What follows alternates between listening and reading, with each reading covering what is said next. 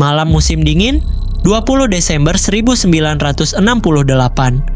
Di pinggiran Vallejo, California, pasangan remaja Betty Lou Jensen dan David Faraday berhenti di sebuah tempat parkir sepi.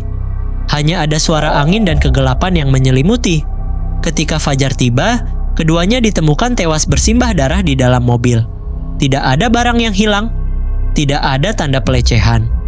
Pembunuhan yang dingin tanpa motif yang jelas. Pembunuhan pertama yang kelak diakui dilakukan oleh seseorang yang dunia kenal sebagai Zodiac Killer.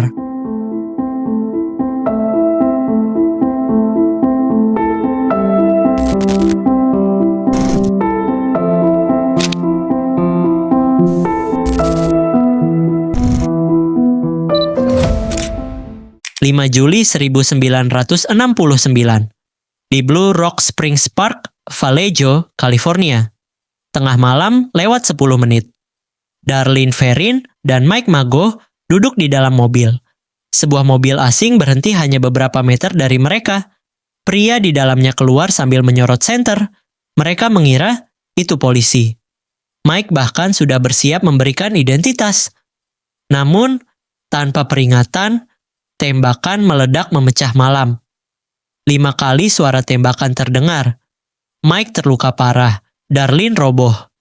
Pelaku kembali ke mobilnya, lalu berbalik menembakkan 2 peluru lagi pada pasangan tersebut. Tak lama kemudian, sebuah panggilan telepon masuk ke kantor polisi. Suara seorang pria yang mengaku sebagai pelaku, menyebut detail senjata yang dipakai, dan menghubungkan dirinya dengan pembunuhan pasangan di tahun sebelumnya. Vallejo Police Department. I want to report a double murder. May I have your If you go name 1 and where mile you're calling east on Columbus Parkway, a public park, you'll find kids in a brown car. They were shot with a 9mm Luger. I also killed those kids last year. Goodbye. 31 Juli 1969.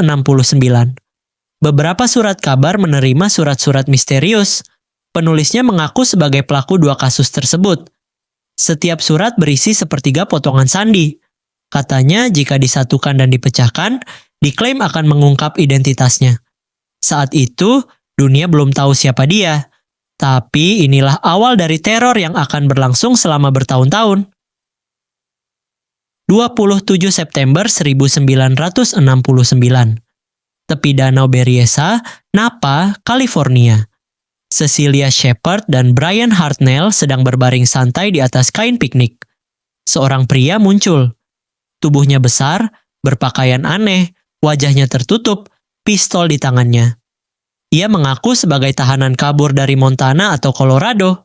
Katanya, ia butuh uang dan mobil untuk kabur ke Meksiko. Brian menawarkan uang dan kunci. Tapi pria itu tak mengambilnya. Sebaliknya, ia mengikat keduanya, lalu menyerang dengan pisau. Brian ditusuk 6 kali, Cecilia 10 kali. Setelah itu, pelaku berjalan santai meninggalkan lokasi. 1 jam kemudian, kantor polisi menerima panggilan telepon dari pria yang sama. Sidik jarinya ditemukan di gagang telepon umum.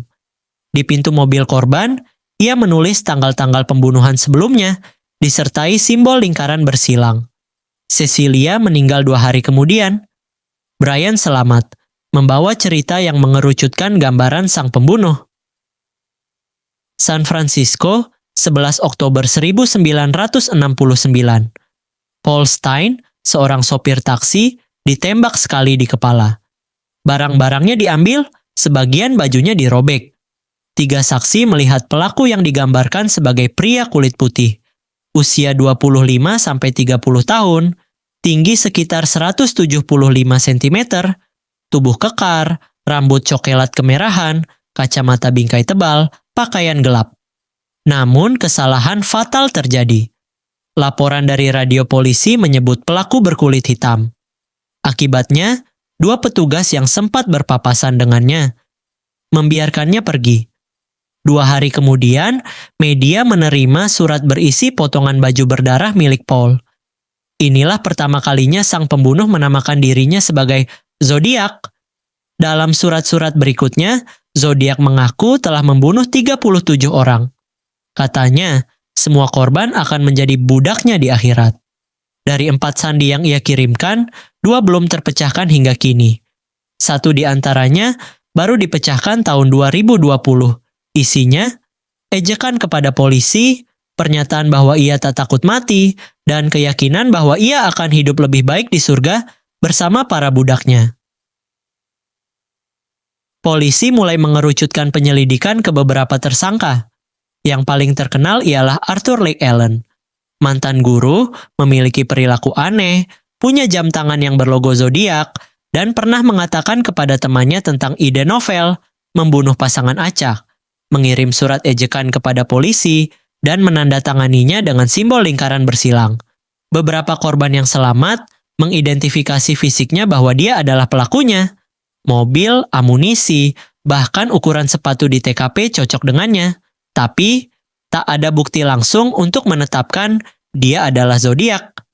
Allen meninggal tahun 1992 tanpa pernah diadili. Nama-nama lain seperti Richard Gaikowski, Rick Marshall, dan Lawrence Kane juga sempat masuk daftar tersangka. Tapi semua penyelidikan kepada mereka selalu berakhir pada jalan buntu. Pada 2004, FBI resmi menutup penyelidikan aktifnya. Tapi buat banyak orang, kasus ini belum berakhir.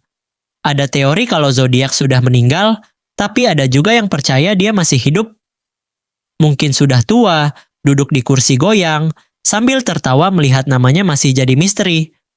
Dan setiap huruf, setiap sandi, setiap ejekan yang ia tinggalkan, masih menghantui sejarah kelam kriminal Amerika.